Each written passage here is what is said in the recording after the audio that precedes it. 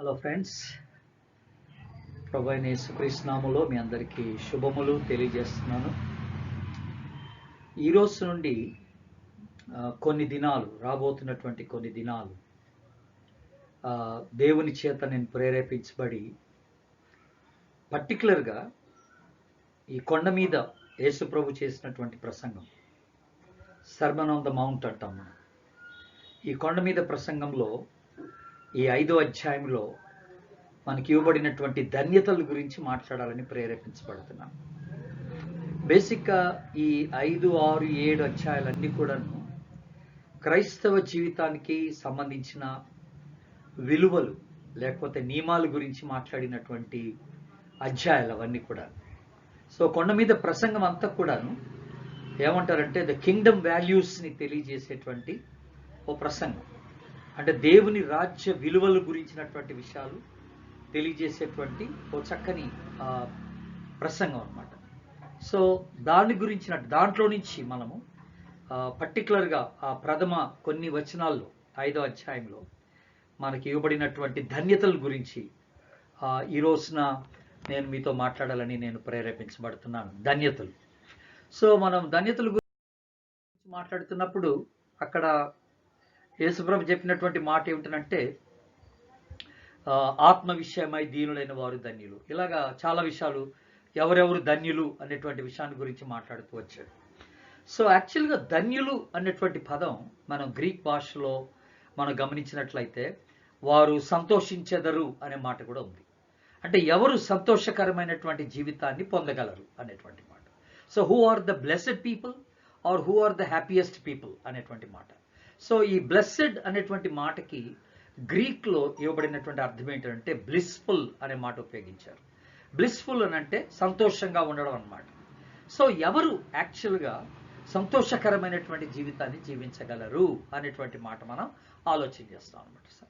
So యేసుప్రభు కూడాను తనని వెంబడిస్తున్నటువంటి వాళ్ళందరూ కూడా ఈ రకమైనటువంటి ఒక ఆశీర్వాదకరమైన లేకపోతే సంతోషకరమైనటువంటి జీవితాన్ని జీవించాలని యేసుప్రభు ఆశపడుతున్నాడు దేవుని బిడ్డల. సో ఆ లెవెల్లోనే మనం ఆలోచన చేస్తూ మరి చాలా పారాడాక్సికల్ స్టేట్మెంట్స్ ఉన్నాయి మనకి. అంటే విరుద్ధమైనటువంటి భావాలతో కూడినటువంటి ఒక సందేశాన్ని ఈ ధన్యతల్లో యేసు ప్రభు మనకు చూపించినట్టుగా ఉంది. లోకం ఆశిస్తున్నటువంటి రీతిలో విశ్వాసులైనటువంటి మనం లేకపోతే దేవుని బిడ్డలైనటువంటి మనం లోకం ఆశిస్తున్నటువంటి రీతిలో సంతోషాన్ని పొందము అన్నటువంటి విషయాన్ని మనం మాట్లాడుతున్నాం.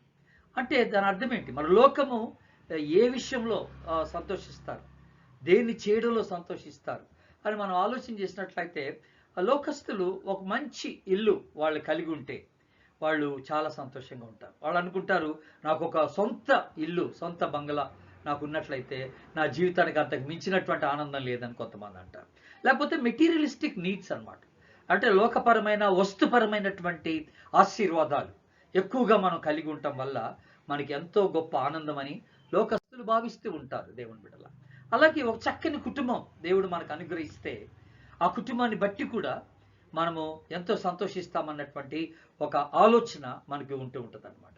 అలాగే కొంతమంది ఏమనుకుంటారంటే మరి ఒక మంచి ఉద్యోగం, ఒక మంచి ప్రొఫెషన్, ఒక డాక్టరో లేకపోతే ఒక ఇంజనీరో, ఒక ఐఏఎస్ ఆఫీసరో, అలాంటి ఒక మంచి క్యాడర్లో లేకపోతే బిజినెస్లో బాగా రాణిస్తూ ఉన్నటువంటి వ్యక్తిగా మనం ఉన్నట్లయితే మనకు అంతకు మించినటువంటి ఆనందం లేదని మనకు కొన్నిసార్లు అనిపిస్తూ ఉంటుంది దేవుని బిడ్డల. కానీ మరి ఇంకొంతమంది ఎలాగ ఆలోచిస్తారంటే బాగా ఆస్తిని సంపాదించడం వల్ల ఆనందం ఉంటుందని కొంతమంది అనుకుంటారు. అంటే డబ్బుని సంపాదించాలి ఎడిదిరిగి. కనుక ఈ దినాల్లో మనం చూస్తే easy way of earning money అనే మాట మనం ఆలోచన చేస్తున్నాం. చాలా వెబ్సైట్స్లో కానీ లేకపోతే వాట్సాప్లో కానీ కొంతమంది కొన్ని మనకి టిప్స్ పంపిస్తూ ఉంటారు, ఎలాగా త్వరితముగా తొందరగా ఎలాగా క్విక్గా మనము ఆస్తిపరులం అవ్వగలం, డబ్బు సంపాదించగలం అనేటువంటి ఆలోచన. కనుక లోకమంతా కూడా ఈ డబ్బు చుట్టే కేంద్రీకరిస్తున్నట్టుగా, డబ్బు బాగా కలిగినోడు ఎంతో సంతోషంగా ఉండేవాడు అన్నటువంటి ఒక ఫీలింగ్ లోకస్తులకు ఉన్నట్టుగా మనం గమనిస్తూ ఉన్నాం. అలాగే లోకం కూడా దేని గురించి ఆలోచన చేస్తుందంటే ఒక మంచి హోదా, ఒక మంచి అవార్డ్, ఒక మంచి పొజిషన్లో నేను ఉండటం వల్ల నాకు గొప్ప ఆనందం ఉంటుందని లోకస్తులు ఆలోచన చేస్తూ ఉంటారు. అలాగే లోకం దేని గురించి ఆలోచన చేస్తారంటే నేను ఒక మంచి ఆరోగ్యంతో ఉండటం వల్ల కూడా దేవుడు నాకు మంచి ఆరోగ్యాన్ని ఇస్తే నాకు ఎక్కడ లేనటువంటి సంతోషం అన్నటువంటి ఒక ఫీలింగ్ మనుషులకు ఉంటూ ఉంటుంది దేవుని బిడ్డలా. సో ఇన్ని రీతిలుగా మనుషులు, లోకస్తులు సంతోషం కొరకు తపన పడుతూ ఉన్నారు. కానీ వెరీ ఇంట్రెస్టింగ్ విషయం ఏంటంటే, యేసు ప్రభు తన కొండ మీద చేసినటువంటి ప్రసంగంలో ధన్యతల గురించి మాట్లాడుతూ ఇవేవి కూడా మరి సంతోషాన్ని ఇస్తున్నట్టుగా మాట్లాడలేదు. వీటికి భిన్నంగా మరికొన్ని విషయాలు జీవితానికి సంతోషాన్ని కలిగించేటువంటి విషయాలు అక్కడ యేసు ప్రభు చెప్పినట్టుగా ఉన్నాయి. ఒకవేళ మనం నిజంగా వీటిలోనే ఆనందం ఉంది అని మనం అనుకుంటే, మరి బాగా గొప్ప జ్ఞాని అయినటువంటి సొలొమోను మాట్లాడుతున్నటువంటి మాటలు ఒకసారి ఆలోచించండి. ఆయన అన్నాడు, లోకంలో నేను అనుభవించినటువంటిది ఏదీ లేదని మాట్లాడతాడు సొలొమోను. నేను ఏది కావాలంటే అది నేను పొందుకున్నాను. ఆస్తి కానీ, స్త్రీలు కానీ, ఏ రకమైనటువంటి ఆనందమైన లోకంలో నేను పొందుకోవడానికి ప్రయత్నం చేశాను. He was the richest man and the wisest man. అయినప్పటికీ కూడా సొలొమోను ఏమంటున్నాడంటే, సూర్యుని క్రింద మేలైనది ఏది కూడా ఉన్నట్టుగా ఆయన గ్రహించలేదు. సమస్తమును వ్యర్థమని ఆ సొలొమోను తన ప్రసంగి గ్రంథంలో రాసినట్టుగా మనం చూస్తున్నాం. ఈరోజు నువ్వు అనుకున్నటువంటి ఆనందం, దేని ద్వారా నువ్వు ఆనందం అనుకుంటున్నావో అది వ్యర్థమని మాట్లాడుతున్నాడు అన్నమాట. So what a truth it is. ఎంత సత్యమైనటువంటి మాట దేవుని బిడ్డలారా. కనుక యేసు ప్రభు యొక్క స్టేట్మెంట్ మనం ఆలోచన చేసినట్లయితే, ఇది కాదురా నిజమైనటువంటి ఆనందం దీంట్లో లేదు అన్నటువంటి ఒక ఆలోచన యేసు ప్రభు తన యొక్క కొండ మీద ప్రసంగంలో ప్రారంభంలోనే ప్రజలకి తెలియజేసినట్టుగా మనం గమనిస్తూ ఉన్నాం దేవుని బిడ్డలారా. కనుక ఇదేదో ఒక అడ్వైస్ కాదు, మీరు ఇలాగ ఉండాలని యేసు ప్రభు మనకి ఇస్తున్నటువంటి ఒక సలహా కాదు. ఇది ప్రతి విశ్వాసి, ప్రతి దేవుని బిడ్డ అవలంబించవలసినటువంటి కొన్ని నియమాలు. ఇవి కింగ్డమ్ ప్రిన్సిపల్స్ అని మనం అంటున్నాం అనమాట. దేవుని రాజ్య నియమాలు, దేవుని రాజ్యం కొరకు ఏర్పరచబడినటువంటి విలువలు అన్నటువంటి మాట మనం జ్ఞాపకం చేసుకుంటున్నాం. కనుక మనం గుర్తుపెట్టుకోవాల్సింది ఏంటంటే, ఈ విలువలు ఏదైతే ఉన్నాయో యేసు ప్రభు చెప్పినటువంటి విలువలు, ఇవి క్రైస్తవ జీవితానికి మూలం. ఇవే క్రైస్తవ జీవితానికి పునాది. కనుక ఎవరైనా సరే నేను క్రైస్తవుడిగా ఉండటానికి ఇష్టపడుతున్నాను అని ఎవరైనా చెప్తే, ఆ వ్యక్తి చేయాల్సిన పని ఏంటంటే ఈ రాజ్య విలువల్ని అతడు అవలంబించవలసినటువంటి వాడై ఉన్నాడని ప్రభు మనకి జ్ఞాపకం చేస్తున్నాడు. గుర్తుపెట్టుకోండి దేవుని బిడ్డ. కానీ విచారకరమైన పరిస్థితి ఏంటంటే, విశ్వాసుల్లో కూడా, క్రైస్తవుల్లో కూడా చాలా మంది ఈ రాజ్య విలువల్ని అవలంబించలేకపోతున్నారు. కారణం ఏంటో తెలుసా అండి? లోకపరమైనటువంటి ఆనందానికి అలవాటు పడ్డాం మనం. లోకపరంగా దేనిలో మనకు ఆనందం ఉంటుందో అది మనకి అలవాటు అయిపోయిందనమాట. కనుక లోకస్తులు అలాగున్నారు, మనం అలాగా ఆలోచన చేస్తున్నాం. కనుక ఒక భిన్నమైనటువంటి రీతిలో యేసుప్రభు మాట్లాడుతున్నప్పుడు దాంట్లో మనకు ఒక ఆశీర్వాదం ఉంది, దాంట్లో మనకు ఒక ఆనందం ఉందని మనం గ్రహించలేకపోతున్నాం. ఒకవేళ గ్రహించినా దాన్ని మనం అంగీకరించలేకపోతున్నాం. అది మన ప్రాబ్లం ఈ రోజున దేవుని బిడ్డల. ఇంతకీ మనం ఆలోచన చేస్తే వీటి గురించి, ధన్యతల గురించి ఆలోచన చేసినప్పుడు ఒక 8 ధన్యతలు యేసుప్రభు మనకి నేర్పించినట్టుగా ఉంది. అలాగే పాత నిబంధనలో ఇశ్రాయేలీయులకి కొన్ని నియమాలు దేవుడు పెట్టాడు. ఆ నియమాలు ఏంటంటే 10 ఆజ్ఞలు దేవుడు ఇచ్చినట్టుగా చూస్తాం. కేవలం ఆ 10 ఆజ్ఞలు ఏంటంటే ప్రారంభంలో ఇవ్వబడినటువంటి ఆజ్ఞలే. ఆ తర్వాత ఇశ్రాయేల్ జనాంగానికి, ప్రజలందరికీ దేవుడు ఏర్పాటు చేసినటువంటి ఆజ్ఞలు దాదాపుగా 613 ఆజ్ఞలు మరి దేవుడు పాత నిబంధనలో నియమించినట్టుగా మనం చూస్తున్నాం. మరి అక్కడ కూడా పర్వతం మీద, కొండ మీద మోషేకి దేవుడు ఈ ఆజ్ఞలు ఇచ్చినట్టుగా మనం చూస్తున్నాం. మోషే ద్వారా ప్రజలకి దేవుడి ఆజ్ఞలు అందజేశాడు. కేవలం మీరు దొంగిలించవద్దు, వ్యభిచరించవచ్చు, అబద్ధమాడవద్దు అన్నటువంటి కొన్ని నెగిటివ్ ఫార్మాట్స్లోనే ఇవ్వబడింది. కానీ మిగతా అన్ని కూడా మనం ఎలాగ జీవించాలన్నటువంటి విషయాలు ఆజ్ఞల్లో మనకి ఇవ్వబడ్డట్టుగా మనం గమనిస్తున్నాం దేవుడు. మరి ఇప్పుడు ఇక్కడ మరి బియాటిట్యూడ్స్ లేకపోతే ధన్యతల గురించి వచ్చినప్పుడు ఇది యేసు ప్రభు యొక్క బహిరంగమైనటువంటి బోధ, మనకి చేసినటువంటి బహిరంగమైన బోధ. ఇది కూడా పర్వత శిఖరం దగ్గర చేసినటువంటి ఒక బోధ. ఇది తన శిష్యులకును వచ్చినటువంటి ప్రజలందరికీ యేసు ప్రభు ఇచ్చినటువంటి ఒక బోధ. అలాగే దీంట్లో మరి అనేకమైనటువంటి పారాడాక్సికల్ స్టేట్మెంట్స్ మనం గమనిస్తున్నాం. అంటే విరుద్ధమైనటువంటి భావాలతో కూడినటువంటి ఆశీర్వాదాన్ని మనం చూస్తున్నాం. ఇది దేవుని యొక్క రాజ్యం కొరకు నియమించబడినటువంటి వాగ్దానాలుగా మనకి అనుగ్రహించబడ్డట్టుగా మనం చూస్తున్నాం. మొట్టమొదటిగా ఈ రోజున మనం దేని గురించి ఆలోచన చేస్తామంటే, మొదటి ధన్యతని ఒక 5 నిమిషాలు మీకు జ్ఞాపకం చేస్తాం. ఏంటి ఆ మొదటి ధన్యత? ఆత్మ విషయమై దీనులైన వారు ధన్యులు, పరలోక రాజ్యము వారిది అని అన్నాడు. Very clear. ఆత్మ విషయమై దీనులైన వారు ధన్యులు. మత్తయి సువార్త 5వ అధ్యాయం 3వ వచనాన్ని మనం చూస్తున్నాం. అదే మాట లూకా సువార్త, లూకా కూడా రాస్తూ ఒక మాట అన్నాడు. ఏమన్నాడంటే, మీరు ఎవరు అంటే దీనులైన వారు అని అన్నప్పుడు పేదలైన వారు అన్నటువంటి మాట అర్థం ఇచ్చేటటువంటి మాట లూకా పలికినట్టుగా ఉంది. ఆత్మ విషయమై పేదలు దీనులు అనే మాట ఉపయోగించలేదు. ఈ ఆత్మ విషయమైనటువంటి మాట ఉపయోగించకుండా ఒట్టిగిన దీనులైన వారు, దరిద్రులైన వారు అనేటువంటి మాట లూకా ఉపయోగించినట్టుగా మనం చూస్తున్నాం. కనుక లూకా ఉపయోగించినటువంటి దాంట్లో ఆలోచన చేసినట్లయితే ఏదో మరి ఆర్థికంగా పేదోళ్ళుగా ఉంటాం అన్నటువంటి భావన కలిగిస్తున్నట్టుగా ఉంది. కానీ యేసుప్రభు యొక్క టీచింగ్ అది కాదండి. యేసుప్రభు యొక్క బోధ ఏమిటంటే ఆధ్యాత్మికంగా మనము దీనత్వంలో ఉండడం అనే మాట గురించి యేసుప్రభు మాట్లాడుతూ ఉన్నాడు. కనుక మనం ఎర్లీ లేకపోతే ఆది కాలంలో ఉన్నటువంటి క్రైస్తవ్యంలో మనం దీని గురించి ఆలోచన చేసినట్లయితే వాళ్ళకి ఈ పర్టికులర్గా ఆత్మ విషయమై దీనులైనటువంటి వారు ధన్యులు అనేటువంటి మాట వాళ్ళు ఆది క్రైస్తవులు ఎలా తీసుకున్నారంటే 3 విధాలుగా దాని అర్థాన్ని వాళ్ళు తీసుకున్నట్టుగా ఉంది దేవుడు.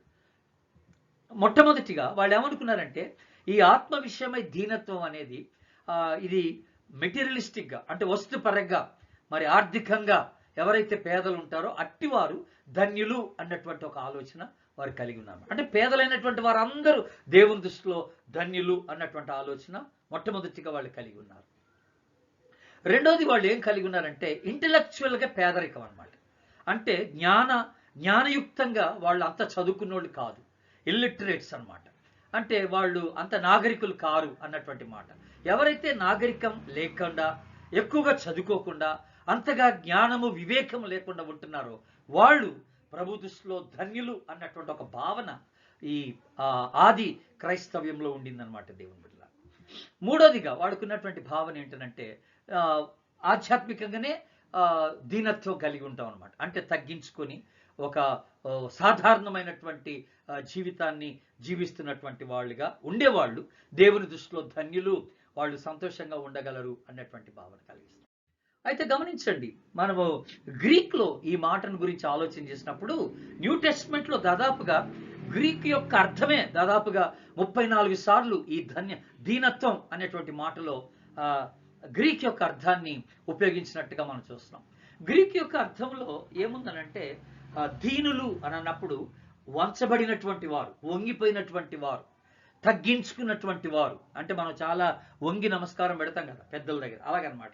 కనుక అంత మాత్రమే కాకుండా ఎంతో మరి హెల్ప్లెస్గా అంటే నిస్సహాయ స్థితిలో ఉండి, అక్కర్లో ఉండి వాళ్ళు చాలా దీన స్థితిలో ఉన్నటువంటి వారు అన్నటువంటి మాట ఈ గ్రీక్ పదంలో ఉన్నటువంటి మాట దేవుని బిడ్డలారా. కనుక నిజంగానే ఆత్మ విషయమై అలాంటి ఒక దీనత్వం, తగ్గింపు, అలాంటి ఒక తక్కువ స్థాయిలో ఒక మనిషి ఉండడం అనేది మనకి జ్ఞాపకం చేస్తున్నాడు. అలాగే మనం 34వ కీర్తన 19వ వచనం చూసినట్లయితే ఆత్మలో నలగొట్టబడినటువంటి వారు అన్నమాట. ఆత్మలో నలగొట్టబడుట, వాళ్ళు చాలా క్రష్డ్ ఇన్ ద స్పిరిట్ అన్నమాట. అలాంటి వారు మరి దేవునికి ఎంతో దగ్గరగా వచ్చి పశ్చాత్తాప హృదయంతో దేవుని దగ్గరికి వచ్చినటువంటి వారు అనేటువంటి అర్థం దానికి ఇస్తున్నట్టుగా మనం గమనిస్తూ ఉన్నాం.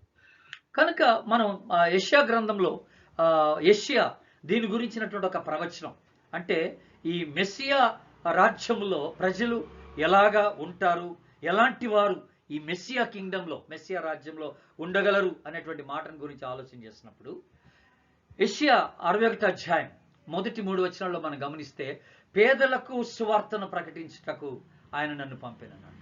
కనుక నలిగిన వారిని విడుదల, వారికి విడుదల కలగ చేయటాని కోసం, బంధింపబడిన వారికి విడుదల, చెరసల్లో ఉన్నటువంటి వారికి విడుదల.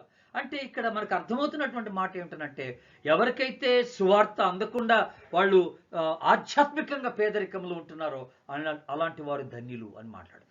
ఎవరైతే నలగొట్టబడినటువంటి వారుగా ఉంటున్నారో వాళ్ళు ధన్యులు అనే మాట. ఎవరైతే బంధింపబడ్డారో, చెరసాల్లో ఉన్నారో అలాంటి వారి కొరకే యేసు ప్రభు తన సువార్తను అందించాడు అన్నటువంటి విషయాన్ని యెషయా 61వ అధ్యాయంలో మనకి చాలా చక్కగా తీసుకొని వస్తున్నాడు దేవుని బిడ్డ. అంటే అక్కడ మనకు అర్థమవుతుంది ఏంటంటే ఆర్థికంగా పేదరికంలో ఉంటే కాదండి, ఆత్మ విషయమై ధన్యత, దీనులు అని అన్నప్పుడు, ఆత్మ విషయమై దీనులు అన్నప్పుడు ఆర్థికంగా పేదరికంలో ఉండడం కాదండి. ఇక్కడ మాట్లాడుతుంది ఏంటంటే ఆధ్యాత్మికమైనటువంటి పేదరికం. కనుక స్పిరిచువల్ పావర్టీ గురించి మాట్లాడుతున్నాడు అనమాట. అంటే ఏంటి స్పిరిచువల్ పావర్టీ అంటే ఏమి లేని స్థితి కాదు. ఆధ్యాత్మికంగా దేవుని ఎదుట తగ్గించుకున్నటువంటి స్థితి అన్నమాట. దేవుని ఎదుట అనర్హుడను, యోగ్యత లేనివాడను అని గుర్తిస్తున్నటువంటి ఒక స్థితి అన్నమాట. అలాగే ఎవరైతే దేవుని యొక్క రాజ్యంలో ఉండటానికి ఇష్టపడుతున్నారో వారు ఈ రాజ్యంలో ఉండటానికి నాకు అర్హత లేదు అని ఎవరైతే గుర్తిస్తున్నారో అట్టి వారు ఈ రాజ్యానికి నిజంగా అర్హులనేటువంటి మాట. అంటే మరి విరగ్గొట్టబడిన, నలగొట్టబడినటువంటి హృదయం అన్నమాట, ఛేదించబడినటువంటి హృదయం అన్నమాట. అలాంటి పశ్చాత్తాప హృదయం కలిగినటువంటి వారు దేవుని యొక్క రాజ్యంలో ఉండటానికి అర్హులు, వాళ్ళు నిజంగా సంతోషిస్తారనేటువంటి మాట మాట్లాడుతున్నాడు. కనుక అలాంటి నిస్సహాయ స్థితిలో ఉన్నవారు, నిరీక్షణ లేనటువంటి వారు రాజులకు రాసైనటువంటి ఆయన రాజ్యంలోనికి రావడానికి వాళ్ళు ఇష్టపడతారు అనేటువంటి మాట కూడా మనకి ఇక్కడ జ్ఞాపకం చేయబడుతున్నటువంటి మాట. తర్వాత దేవుని బిడ్డలారా, ఈ ఆధ్యాత్మికమైనటువంటి తగ్గింపుని గురించి మనం మాట్లాడుతున్నప్పుడు ఆదికాండంలో 18వ అధ్యాయం అబ్రహాము చక్కని మాట అంటాడు. మీరు గమనించండి, 27వ వచనంలో అబ్రహాం అంటున్నాడు, ఇదిగో నేను ధూళియు బూడిదనైన నేను ప్రభుతో మాట్లాడ తెగించుచున్నాను అని అంటాడు. కనుక తన యొక్క గుర్తింపు ఎలాగుండింది ఆ దినాల్లో దేవుని బిడ్డ? ఎలాగుండిందనంటే, నేను కేవలం ఒక ధూళిని అనేటువంటి మాట మాట్లాడుతున్నాడు, నేను కేవలం బూడిదను అనేటువంటి మాట మాట్లాడుతున్నాడు. కనుక అలాంటి వాడనైనా నేను ఈ రోజున ప్రభు సన్నిధికి నేను రాగలుగుతున్నాను, ప్రభుత్వం మాట్లాడగలుగుతున్నాను అని చెప్తున్నాడు అబ్రహాం దేవుడు. That is called spiritually poor. అదే ఆత్మ విషయంలో దీనత్వం అన్నమాట. ఆత్మ విషయంలో దీనత్వం, తన యొక్క అనర్హతను గుర్తించుట దేవుని సన్నిధిలో.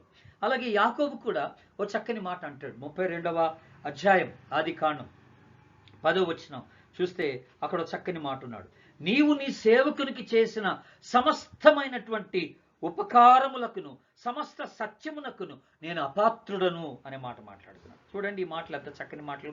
ఎట్లనగా నా చేతి కర్రతో మాత్రమే ఈ యోర్ధాను దాటించి తిని ఇప్పుడు నేను 2వ గుంపునైతిని అంటున్నాడు.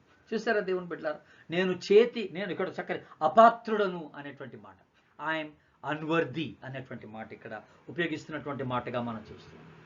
అలాగే మోషే కూడా ఒక చక్కని మాట, తనకి దేవుడిచ్చినటువంటి పిలుపులో ఎప్పుడైతే దేవుడు తన్ని ఐగుప్తుకి వెళ్ళమని పిలిచాడో అప్పుడు ఒక చక్కని మాట అంటాడు. 3వ అధ్యాయం నిర్గమాకాండం 3వ అధ్యాయం 11వ వచనంలో ఏమంటాడు, నేను ఫరో యుద్ధకు వెళ్ళుటకును ఇశ్రాయేలును ఐగుప్తులో తోడుకొని పోవుటకును నేను ఎంతటి వాడని ప్రభువా అని మాట్లాడుతున్నాడు. నేను ఎంతటి వాడను ప్రభువా. అదే 4వ అధ్యాయం నిర్గమాకాండం 10వ వచనంలో చక్కని మాట అంటాడు, నేను మాట నేర్పని కాను, నేను నోటి మాంద్యము నాలుక మాంద్యము గలవాడను యెహోవాతో పలికినట్టుగా మనం చూస్తున్నాం. కనుక ఈ వచ్చిన భాగాలన్నింటిలో మనం గమనిస్తుంది ఏంటంటే, దేవుని యొక్క దాసులు దేవుని సన్నిధిలో వాళ్ళ యొక్క అనర్హతను లేకపోతే వాళ్ళ యోగ్యత లేనటువంటి స్థితిని వాళ్ళు గుర్తించి తాము తగ్గించుకున్నటువంటి వారిగా కనపడుతున్నారు. యేసు ప్రభు ఆశించేది కూడా ఇదేనండి. ఇదే ప్రతి విశ్వాసిలో ఆయన ఆశించేది ఏంటంటే ఈ ఆత్మ విషయమైనటువంటి దీనత్వం. మన యొక్క అనర్హతను మనం గుర్తించవలసినటువంటి వారమై ఉంటున్నామని ప్రభు జ్ఞాపకం చేసి, మనలో ఏమాత్రం కూడా విర్రవీగేతనం ఉండకూడదట, లేకపోతే స్వనీతి మనలో కనపడకూడదట. నేను ఇప్పుడు ఎలాగైతే ఉన్నానో అది చాలు, నాకు ఇంక ఎవరు అక్కర్లేదు, దేవుడు అక్కర్లేదు, నా జీవితాన్ని నేనే కొనసాగించుకోగలను అన్నటువంటి ఆ సెల్ఫ్ సఫిషియన్సీ అంటున్నాం అన్నమాట. అది కూడా పనికి రాదన్నాడు. తర్వాత ప్రిటెన్స్, ఒక రకంగా లోపట ఆనందం లేకపోయినా బయటికి ఉన్నటువంటి విషయాలను బట్టి, వస్తువులను బట్టి నేనేదో ఆనందిస్తున్నట్టుగా నేను ప్రిటెండ్ చేయటం అన్నమాట, వేషం వేయటం అన్నమాట. అలాగ వేషధారణ కూడా దేవునికి ఇష్టం లేనటువంటి ఒక విషయంగా మనకి ఇక్కడ జ్ఞాపకం చేస్తూ ఉన్నాడు. తర్వాత దేవుని బిడ్డలారా, ఎవరైతే తగ్గించుకొని నిజంగా మరి విరిగి నలిగిన హృదయంతో దేవుని యొద్దకు రాగలుగుతారో అట్టివారే మరి రక్షణ ద్వారా ఈ యొక్క దేవుని రాజ్యానికి వారసులు అవ్వగలరు, దేవుని రాజ్యాన్ని స్వతంత్రించుకోగలరు. పరలోక రాజ్యం వీరిది అని అన్నాడు. పరలోక రాజ్యం ఇట్టి వారిది, ఆత్మ విషయమై దీనులైనటువంటి వారిది పరలోక. అలాగే దేవుని బిడ్డలారా, మనం గమనిస్తే ఇప్పుడు దాకా నేను మీకు చెప్పినటువంటి కొన్ని విషయాలు మీరు గమనిస్తే ఇది దేవుని ఎదుట మన తగ్గింపుని గురించి మాట్లాడుతున్నటువంటి ఒక విషయం. ఇది ఆర్థికంగా పేదలుగా ఉండటం కాదండి. ఆ మాటకు వస్తే ఆర్థికంగా పేదలైనటువంటి వారందరినీ ప్రభు అంగీకరిస్తాడు, గొప్పవారందరినీ ఆయన తృణీకరిస్తాడని కాదు. నువ్వు పేదవాడివైనా గొప్పవాడివైనా దేవుని దగ్గర నీవు తగ్గించుకోకపోతే, దేవుని దగ్గర నీ నీ అసహాయతలను గుర్తించకపోతే, నువ్వు పాపివని గుర్తించకపోతే, నీ అనర్హతను గుర్తించకపోతే, నీకు యోగ్యత లేదని నువ్వు గుర్తించకపోతే పరలోక రాజ్యంలో నీకు వారసత్వం లేదని ప్రభు జ్ఞాపకం చేస్తున్నాడు. ఎప్పుడైతే తగ్గించుకొని, ప్రభువా నువ్వు నాకు కావాలి, నేను పాపిని, నీ సహాయం లేనిది నేను ఏం చేయలేను ప్రభు అని ఎప్పుడైతే అలాంటి ఒక గుర్తింపుతో నువ్వు ప్రభు దగ్గరికి రాగలవో, అప్పుడు ప్రభు నిన్ను ప్రేమతో ఆయన అంగీకరించి నిన్ను క్షమించి ప్రభు నిన్ను వాడుకోవటానికి ఇష్టపడుతున్నాడని జ్ఞాపకం చేసుకోవాలి దేవుని బిడ్డ. కనుక అట్టి కృప నువ్వు దీనంగా ఉన్నప్పుడు గొప్ప సంతోషకరమైన ఆశీర్వాదకరమైన ప్రభు ఆ జీవితాన్ని నీకు ఇచ్చి ఆ కృప చేత నిన్ను నడిపించునుగాక. దేవుడు నిన్ను దీవించునుగాక. ఆమేన్.